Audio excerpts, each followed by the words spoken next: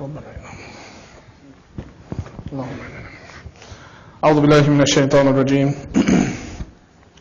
بسم الله الرحمن الرحيم الحمد لله رب العالمين والصلاة والسلام على سيدنا محمد وعلى آله وصحبه أجمعين رضي الله تعالى عنه وعن كافة المؤمنين رب اشرح لي صدري ويسر لي أمري واحلل عقدة من لساني يفقه قولي أما بعد.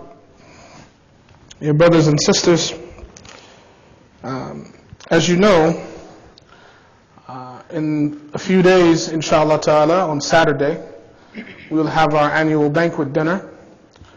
Inshallah ta'ala, we ask all of you to buy tickets, to show up, and to help us be a part of charting a new territory, a new plan, a new journey together, inshallah ta'ala, as a community.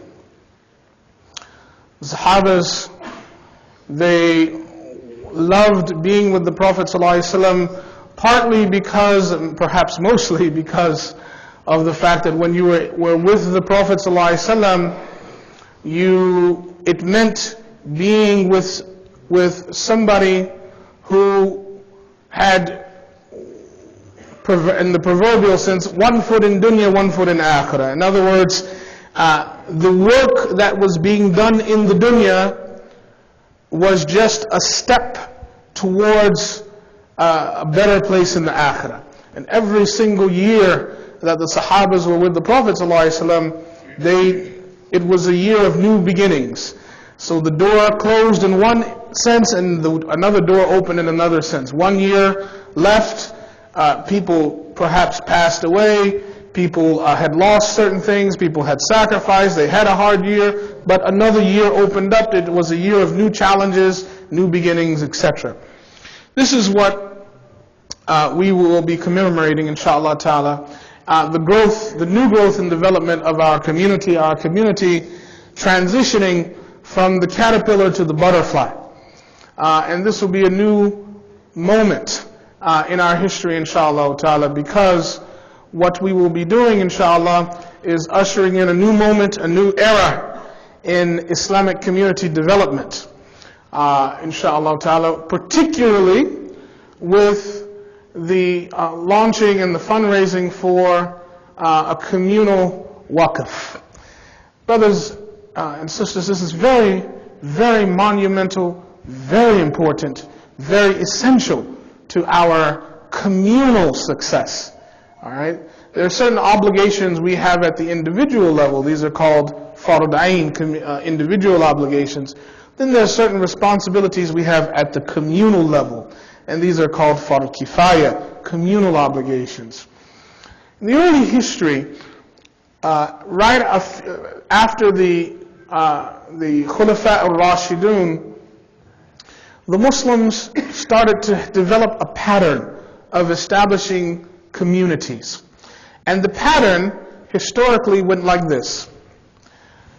If I only use myself because I'm the one giving the talk. This is the only reason.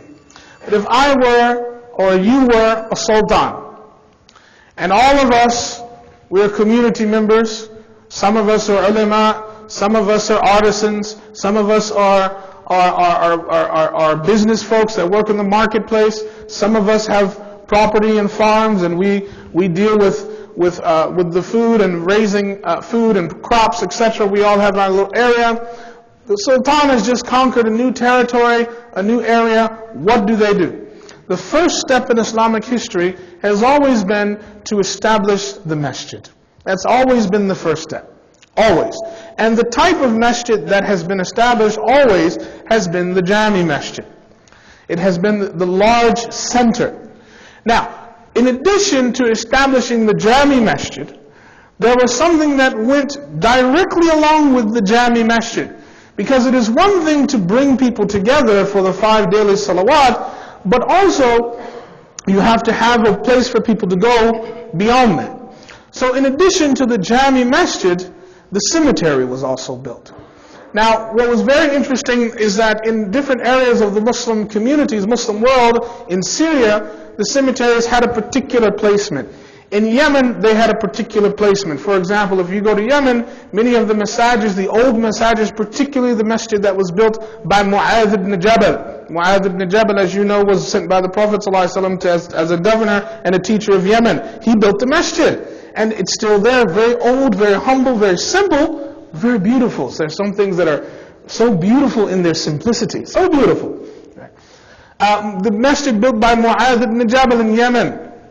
The masjid where Bilal radiallahu ta'ala established in Syria. Bilal established a masjid in Syria, Bilal al-Habashi. He went there, established the masjid, mashallah, built the masjid, designed, made sure that determined the qibla. Mu'adh ibn Jabal also determined the qibla. The masjid where, and he died in Sham. When he died in Sham, his qabr is there. Today, if Sham was a safe place for us to go, you could visit and you could say salam to Bilal, for example. Right? Same thing with Mu'adh ibn Jabal. The cemetery, right, was on the side of the masjid, on the side.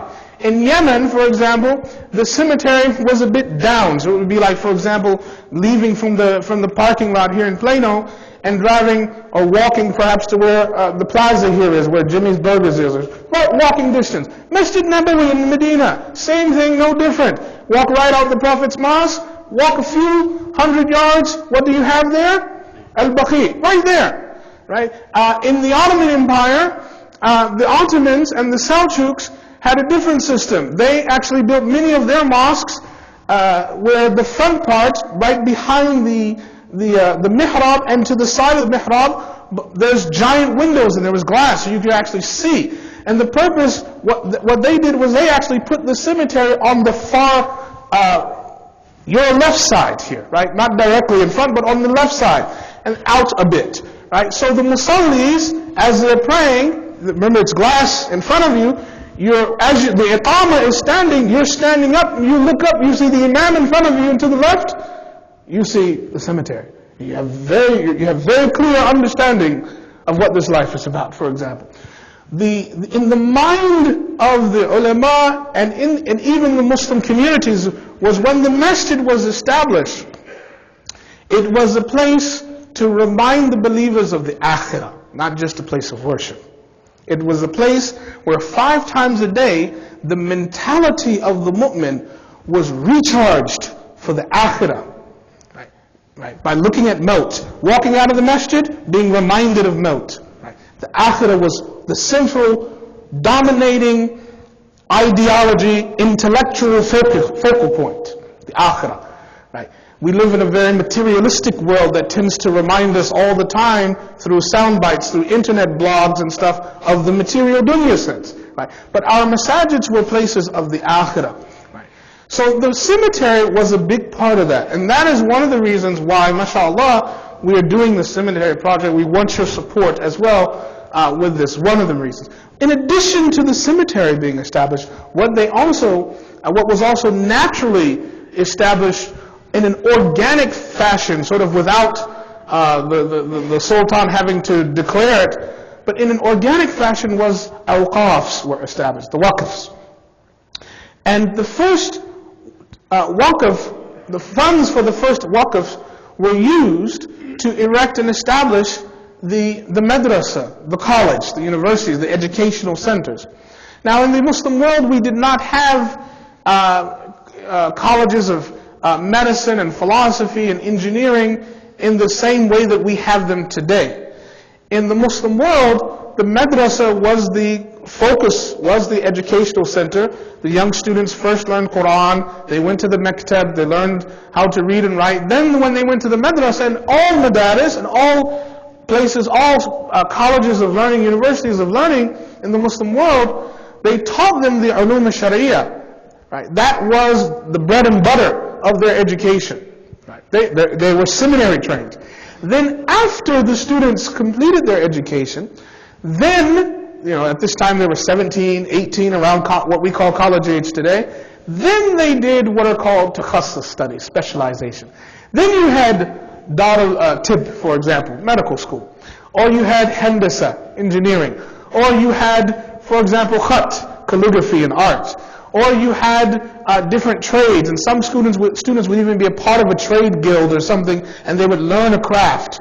while they're going to the madrasa, etc. So even throughout their educational enterprise, whatever, and it's those that wanted to stay in Islamic studies, there was Darul Hadith, for example. There was also Darul Tafsir. They could specialize in Hadith, specialize in Tafsir. This is where we get today what's called Darul Ulum, right? The specialization of various sciences, but this was post-madrasa studies. This was after you finished your ijazah studies. Then you became a doctor. Then you became an engineer. Then you became a philosopher. Then you became an artist. Then you became an artisan. Right? Then you became a teacher, for example. Right?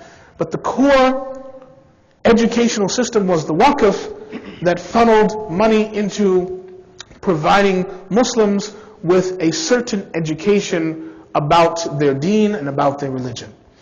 And what is very interesting is that in the Waqf system, which started off establishing madrasas and then later on established hospitals, right, and hospice centers, and what travelers' inns, these awqaf that started off investing in the education of the Muslims, this was funded through the pockets of both men and women who understood that their akhirah is more important than their dunya. And they sponsored the education of each student, the meals of each student, the books of each student, the salaries of the teachers, the construction of the madrasa. Okay? All of these things were fully funded. If you were a student in the Middle Ages, in the pre-modern time, your meals were taken care of, sometimes your lodging was taken care of, your books, all of your clothes. Every year you had new clothes provided by the Waqf. The family didn't have to worry about taking care of their child who was a student in the madrasa. The teacher's salary was not paid by the state. It was funded by the Waqf, so that the teacher could teach free of any political agenda.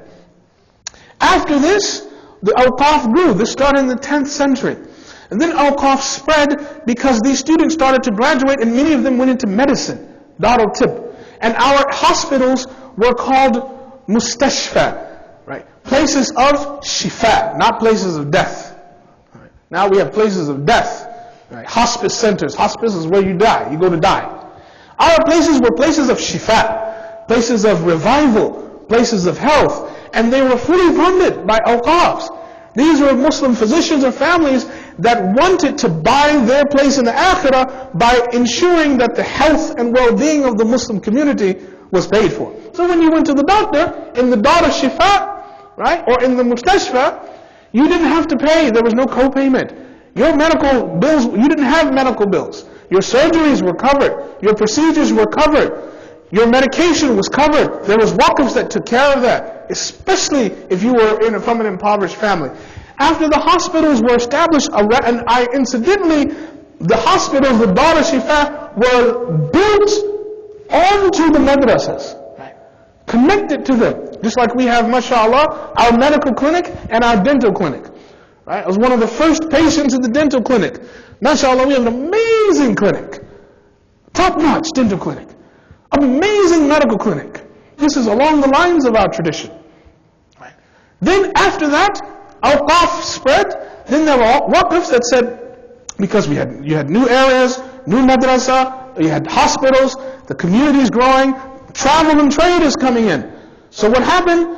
Families got together and put their money to sponsor, to create a waqf, an endowment, to build what are called today hotels, travelers inn. Okay? Misafir Hanes, as they call them. And all along the trade routes to Damascus, from the Hijaz, in Cairo, if you were a traveler and you checked into the Muslim hotel, you got free room and board and meals. Imagine that today. Unheard of in the American capitalistic system. Unheard of. Try going into the resident inn and saying, oh, I thought I could stay here for free, and by the way, can I eat? No way! Look at but there were awqafs to take care of that. Because people understood that the musafir, which is called Ibn Sabil in the Quran, was a zakat eligible recipient. So they took their zakat money and established free hotels to take care of all of their needs. Fact, all along the trade routes, free hotels. And they had the good ones, they had mediocre ones, they had simple ones, just like we do today. But if you were traveling, you didn't have to worry about where your next meal was going to be, where you were going to stay. You knew that 50 miles down the road, you had a place to eat, you had a place to sleep. If it was full, you simply went on to the next one. But in many times there were multiple people, just like when we have i'tikaf. We have one area and 10 brothers around. Similar situation. Khalas, place to lay your head down. Then after the inns were established, then another phenomenon developed within the city based upon Waqf money. This was the phenomenon of libraries. There were libraries in the urban areas, some of them small, some of them quite large. Some libraries in the 15th, 16th century, libraries for children. La hawla wa la quwwata. Look at the culture we had. Waqfs to sponsor libraries for children. Now, not libraries in the sense where your child could go and sort of check out a book. But these were libraries where the children that were in the mektebs, that were learning to read the Arabic language, learning the Quran, they could come and a teacher would come and tell them stories or read something to them. They could hear a story, they could hear an event, and they would come and they would have access to books that they could have read to them. Very phenomenal sense of culture. Then in the mid-13th century, a brand new form of Waqfs emerged. And there were Waqfs that people designed and created for the service of the members of society that weren't being taken care of. Those people that sort of got dropped through the cracks, got left in the cracks. One of those segments were single women. And in the 12th century in Damascus was the first place, and then after Damascus it sprung up in Cairo. Then after Cairo it was in Jerusalem, in Istanbul, and then in the Hijaz, Mecca and Medina. You had the emergence of what are called ribat. And the ribat was a waqf that was, people built a home, like an apartment home or a residential center, we call it a residential center, which was managed by a sheikha, a woman who was an alima, and it was a residential facility only for single women, either a widow whose husband had died, or a divorcee, right, who husband had divorced her and she didn't have family to go back to, she couldn't go into the labor market, couldn't work. What's she supposed to do? Be homeless? No. So there were awqaf, there were waqfs that sponsored housing, free housing for single Muslim women. The criteria was you had to be single. Right. That was the criteria. Didn't matter if you were married or if you had been married or not. Didn't matter if you had kids or not. The criteria was you had to be single. If you were single, you could enter the ribat. You had your own room. You had, listen to this, a staff. You had a staff to wash your clothes. You had meals 3 times a day. Your only requirement was you had to attend the salawat in the musalla for the women. And on Fridays you had to go to the public dars in the big musalla for the women, which was taught by the sheikha. That was it. Many of our great ulama, their mothers would go teach in the ribat. Imam al-Sakhawi was one of them. Ibn Hajar Asqalani writes about how his mother used to go teach single women in the ribat. We took care of our folks that didn't have a place to go.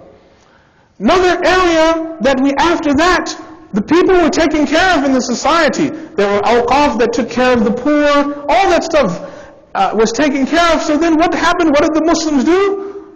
Right. We started designing awqaf to take care of animals. SubhanAllah. So human beings were taken care of. Now we go to animals. Awqaf, people left waqf money to build and construct water fountains for animals. La hawla wa la quwwata illa billah. Water fountains for dogs, where stray dogs could go get water.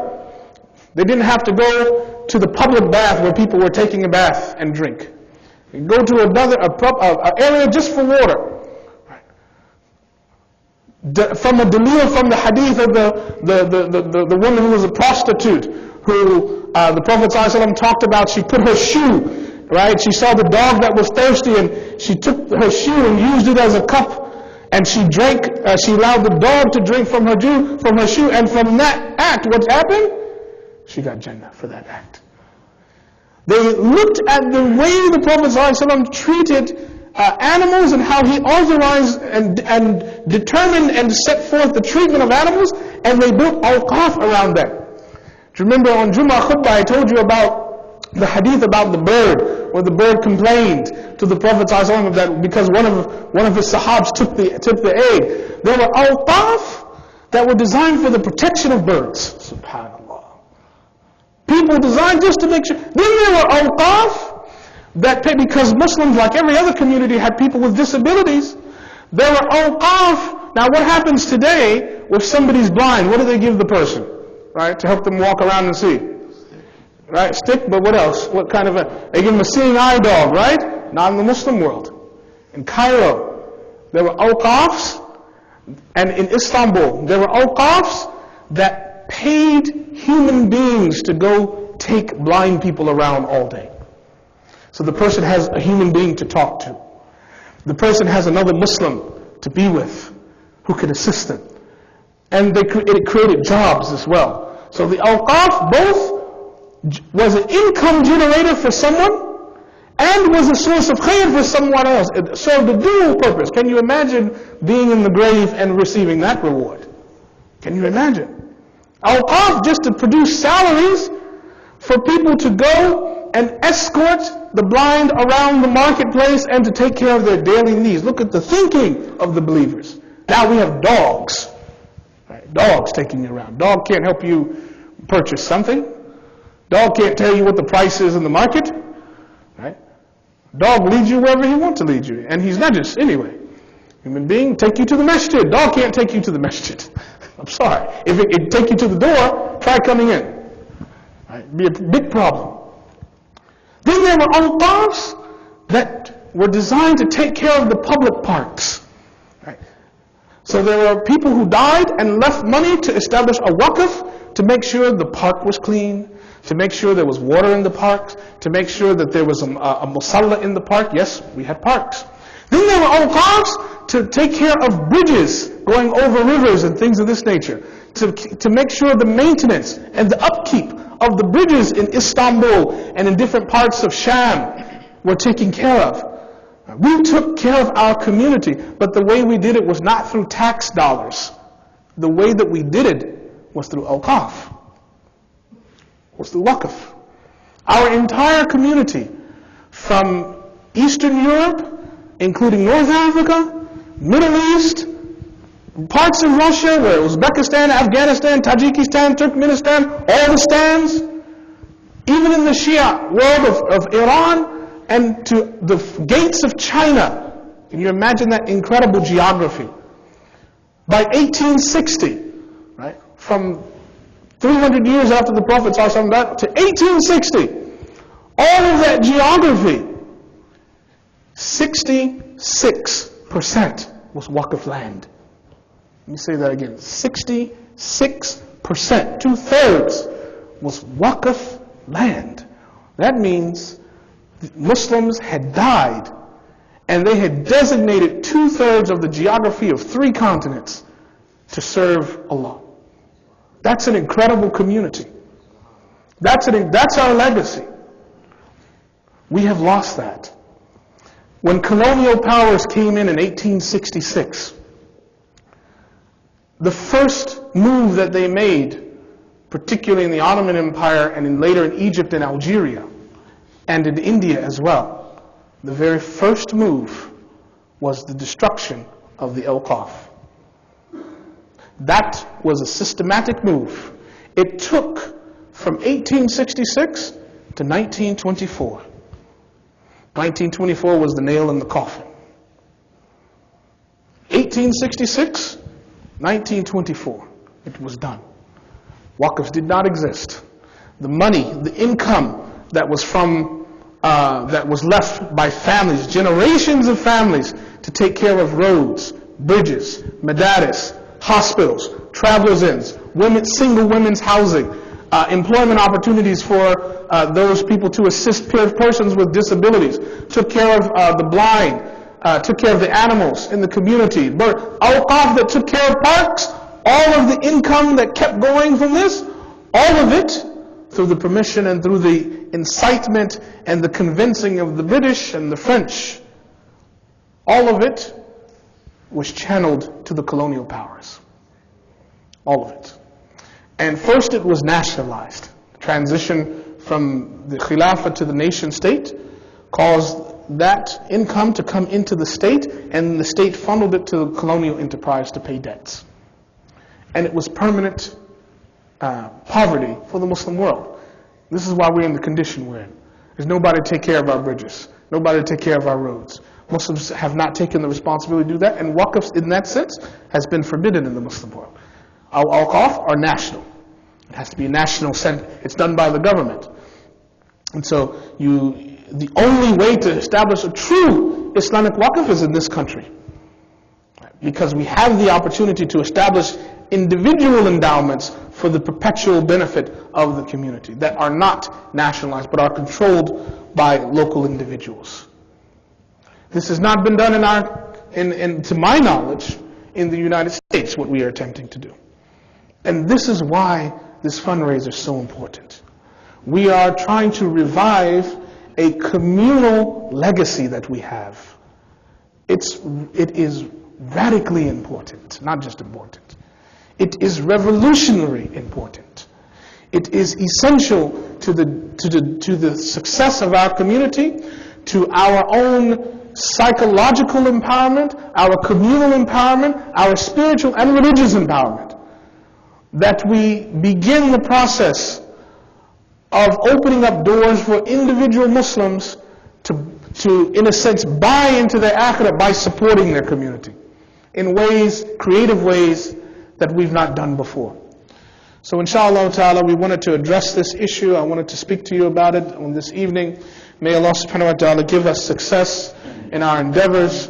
May Allah subhanahu wa ta'ala bless this effort. May Allah subhanahu wa ta'ala make it an example for many other communities as well. May Allah subhanahu wa ta'ala forgive us of our mistakes and our shortcomings. May Allah subhanahu wa ta'ala protect our community from any other forms of tragedy and violence. May Allah subhanahu wa ta'ala give us the best of this world and the best of the hereafter. Birahmatika ya arhamar rahimin. Assalamu alaikum wa rahmatullahi wa barakatuh. Wa iyaakum.